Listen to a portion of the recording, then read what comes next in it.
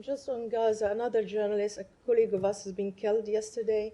That brings the number of journalists being killed in Gaza to 196. How many times we can ask the same questions that journalists in Gaza needed to be protected, and how many incidents we're still waiting for the Israelis to be investigated and for you to come back to us and said, this person's held accountable for the killing of Muhammad So Baluch. journalists in Gaza absolutely need to be protected. When it comes to Israeli government investigations, you should ask the government of Israel that question. We obviously engaged with them about that and pressed for answers, but you were certainly welcome to do so as well. Those are Israeli government investigations, but we have made clear that when it comes to journalists, they need to be protected. I will tell you, ultimately, the answer to this is to get a ceasefire, which is why we continue to push for a ceasefire. The journalists that are operating in Gaza are doing so with incredible heroism.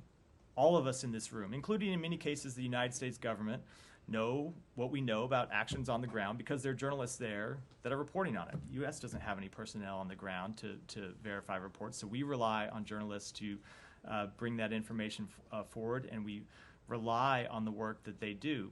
But as long as it is an active conflict zone, journalists are going to be at risk the same way other civilians are going to be at risk, which is why we believe the ultimate answer to this question is to reach a ceasefire, and why we continue to use all of the diplomatic muscle that we can bring to bear to try to get one over the line. Sure. I mean, the reason I ask you is because the United States value press freedom and the work of the journalists on the ground, but you don't hear you condemning the killing of Palestinian journalists like you condemn the killing of other journalists in conflict zones. We absolutely condemn the death of any journalist. We don't want to see any journalist hurt anywhere. Now, when it comes to the specifics of how any one journalist dies, while we object to the killing of any journalist, oftentimes we don't know the circumstance under which they were killed, whether it is an accidental strike, whether they were somewhere where they were covering an incident and there was a militant nearby. It's difficult to speak to the motives behind a strike when we don't know them, but absolutely we condemn the death of any journalist anywhere in the world.